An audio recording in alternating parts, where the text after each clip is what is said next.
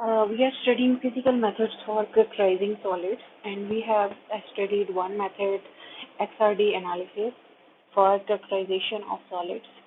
Today we will study a second method for solid characterization, that is neutron diffraction analysis.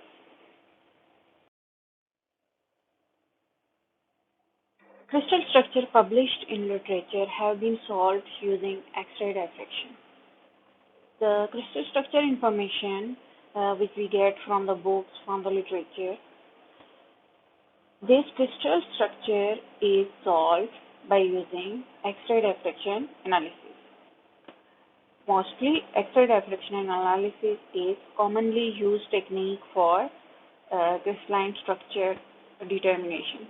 However, it is also possible to use neutron diffraction for crystallographic studies. We can also use neutrons because neutrons are also diffracted from the crystal surfaces, so we can also use neutron diffraction for study of the crystalline materials.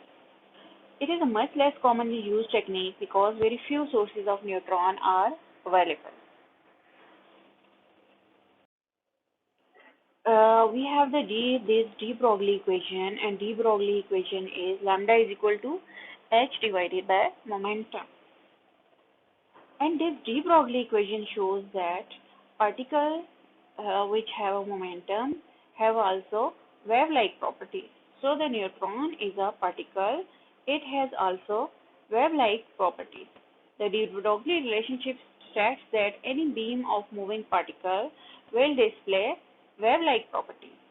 And this formula proves this every particle has wave-like properties. How neutrons are produced in neutron diffraction analysis? Neutrons are released in atomic fission process from uranium target. The uranium nucleus, in the uranium nucleus, fission reaction takes place. Fission reaction means breaking of nucleus into small fragments. And neutrons are produced, and these neutrons have very high velocity. And when the velocity is high, here is the relationship. The momentum is equal to mv. So when velocity is high, wavelength will be small. Inverse relationship. So the neutron have very high velocity, so their wavelength will be very small. The neutron generated in nuclear reactor can be slowed. We do not need very high speed neutron in neutron diffraction analysis. We need slowly moving electrons. So the motion of electron can be slowed down by using heavy water, that is deuterium oxide. So that they have a wavelength of about 100 picometers. Their velocity is decreased and wavelength is increased. And these wavelength neutrons are thus suitable for structural diffraction experiment. These neutrons having this wavelength are suitable for neutron diffraction analysis of the crystalline substances. The neutron generated have a spread of wavelength. Multiple wavelengths. The neutrons which are produced from nuclear fission process, they have multiple wavelengths because the different neutrons are moving with different speeds. So the different neutrons have different wavelengths. Though there is a spread of wavelength, there is a variety of wavelengths, and a monochromatic beam of neutron is obtained using reflection from a plane of single crystal monochromator. A monochromator which have a diffraction grating of single crystal. This single crystal we have as diffraction grating, and what is the function of monochromator? Monochromator converts the polychromatic waves into monochromatic waves, a single wavelength wave. So the neutron wave is only a single wavelength from the multiple neutron waves are selected by using single crystal monochromator, and this single crystal is placed at a fixed angle inside the monochromator, which is according to Bragg's law. because here on the single crystal neutron diffraction takes place. Alternative spallation sources are also available. It's mean that this is not only neutron source. The atomic fission process is not only the neutron source. There are also other sources of neutrons which are available, and one of the method is used in Rutherford Laboratory in United Kingdom, and how the neutrons are produced from this alternative method. Neutrons are produced by bombardment metal target with high energy photons. When high energy photons strike on the metal target, these high energy photons will penetrate inside the nucleus and will emit the neutron from the nucleus. The diffraction experiments we have seen so far are set up with X-rays of single wavelength. In the X-ray diffraction analysis, we have studied that the X-rays which are used for the study of the crystalline material in powder method or in single crystal method, the X-rays of single wavelength are used. So that in order to collect all the refracted beams, the Bragg angle theta is varied. The X-rays have single wavelength, so we have seen that these cone type structures. So it means that incident angle is varied, but the incident radiation have a single wavelength. Bragg angle is varied, means these radiation fall on a different angle, which is the Bragg's angle on the crystalline material. Bragg equation, lambda is equal to 2d sine theta. This theta is the Bragg's angle. So when this theta is equal to Bragg's angle, then diffraction will take place. If this theta is not equal to Bragg's angle, that diffraction will not take place. Only certain value of Bragg angle, this angle is possible for which diffraction takes place. So with a spallation source, that is the neutron source, the whole moderated beam with all its different wavelengths is used at a fixed angle. One of the method was that neutrons are converted into monochromatic beam, and a second method is that we can use the neutron having different wavelengths. We will not convert the neutron beam into monochromatic beam. Neutron having different wavelengths, we will use this beam, but the angle will be fixed. Angle value will be only 1. In the previous case, we have studied that the X-rays have single wavelength, but the theta is varied. Theta, which is Bragg angle, it is varied like this on the same crystalline material. Incident radiation fall on different Bragg angle. But the second method in neutron diffraction analysis is that neutron of different wavelength, neutron beam having different wavelength is used, but the angle is only 1, fixed angle, and the diffraction pattern is recorded as a function of the time of flight of neutron. For this case, the neutron having different wavelengths at a fixed angle, we record the diffraction pattern, and this diffraction pattern is recorded as a function of time of flight of neutron. That is, for example, this is crystalline material. Neutron come from the source and they strike with a crystalline material with one angle only. So the diffraction pattern is recorded as a function of time of flight of neutrons, because the neutron with different wavelengths are used here, and neutron with different wavelengths have different time of flight because the neutrons are moving with different speed. We see that wavelength of neutron is proportional to time of flight. Um, if the wavelength is greater, time of flight is also greater.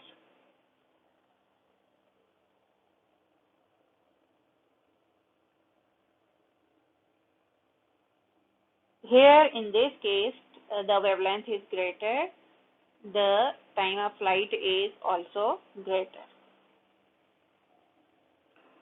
Because this method uses all of the beam, it has the all of the beam means the neutrons having all wavelengths are used. They fall on the crystalline material at a fixed angle. It is the advantage of greater intensity. The diffracted beam will have greater intensity because the incident beam is consists of multiple wavelengths. So diffracted beam will have a high intensity. Here is the equation which show the relationship between the wavelength and time. We have previously studied the Broglie equation, which is equal to h divided by momentum. Momentum is mv. So this velocity is equal to distance traveled per unit time. We will put the value of velocity here in this equation. So this equation will become lambda is equal to h divided by m multiplied by d t. So here h is Planck's constant, t is time of flight of neutron, m is mass of neutron, and d is distance traveled by neutron. The difference between X-ray and neutron diffraction technique lies in the scattering process. X-rays are scattered by the electrons around the nucleus, whereas neutrons are scattered by the nucleus. When, for example, this is X-ray, so this is an atom. The atom electron will diffract the X-ray. But in case of neutron, the neutron will reach up to the nucleus and nucleus will diffract the neutron. The scattering factor for X-rays increase linearly with the number of electrons in the atom. If an atom has more number of electrons, sorry, this is for X-rays. If the atom has more number of electrons, the scattering of X-rays will be more. While so that heavy atoms are much more effective at scattering than light atom. X-rays are more scattered from heavy atom because heavy atom have more electrons. But the neutron diffraction depend on the nucleus.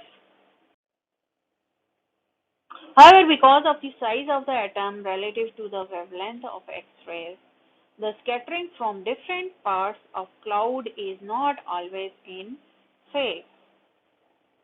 So the scattering factor decreases with sin theta by lambda due to the destructive interference. It means that when X-ray is scattering from different parts of the electron cloud, because X-rays are diffracted they are scattered or diffracted from the electron cloud. So X-rays which are scattered from different parts of the electron cloud is not always in phase. For example, the X-rays diffracted from here can be in phase, while X-rays diffracted from this here can be out of phase. So, in different parts of the electron cloud, the scattering of the electron cannot be in phase. In some parts of the electron cloud, the radiation is scattered and the radiation can be out of phase. So the scattering factor decrease with sine theta divided by lambda. Scattering factor decrease when there is destructive interference by a factor sine theta by lambda due to the destructive interference. Here the destructive interference will take place and the scattering factor will be decreased. The scattering of radiation will be decreased. Because the nucleus is very small, neutron scattering factor do not decrease with sine theta by lambda. This is about neutron diffraction, and neutron diffraction takes place from nucleus. And the nucleus is very small, so there is no such factor, there is no decrease in scattering. And because nuclei are similar in size, they are all similar in value. Most of the atoms have similar size nuclei, so they will have similar, because nuclei are similar in size, they are all similar in value. That is, their scattering factor will have similar value. Hydrogen is enormously large due to nuclear spin. Hydrogen nucleus is large due to its nuclear spin. Here is in this diagram is about X-ray diffraction, X-ray scattering factor for hydrogen, carbon, chloride, and ferrous. In case of hydrogen, hydrogen has only one electron, so the number of electron is small, so X-ray scattering factor is also small. Ferrous has more number of electrons, so its X-ray scattering factor is large. Here is shown the neutron scattering factor for carbon, nitrogen, chloride, chlorine, and mercury and hydrogen. X-ray scattering factor for hydrogen, carbon, chloride, and ferrous ion. For hydrogen, it is large because it has nucleus spin, but for carbon, it is smallest. For nitrogen, it is high. For chlorine, mercury has high nuclear charge. It has its atomic mass is high, so that is why its neutron scattering factor is high. Neutron scattering factor is also affected randomly by resonance scattering. And what is resonance scattering? When the neutron is absorbed by the nucleus and released later. There is probability that the neutron which strikes with the nucleus, it can be absorbed by the nucleus, and nucleus will release it after some time. And if the neutron is absorbed, the neutron scattering factor will be decreased. This means that neutron scattering factor cannot be predicted because we are not certain that the neutron will be absorbed or it will not be absorbed. But neutron scattering factor can be determined experimentally, and they vary for different atoms and indeed for different isotopes. Here it is shown that for different atoms, the neutron scattering factor is different. Note that because of the different scattering mechanism, the bond length determined by X-ray and neutron studies will be different. The bond length determined by, we have seen that X-ray are scattered from the electron cloud and neutron are scattered from the nucleus. So the mechanism of scattering is different for X-rays and neutron. And the bond length determined by X-ray technique or by neutron diffraction technique, the bond length measured by both techniques will be somewhat different from each other. There will be only small difference, but they will be different. The neutron determination will give the true distance between the nuclei. The at true distance is between the nuclei because the neutrons strike to the nucleus. So neutron diffraction analysis is more accurate.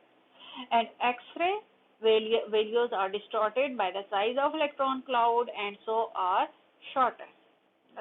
In case of X-rays, the length will be measured between the electron cloud and this length will be shorter as compared to the length which is measured by neutron diffraction analysis.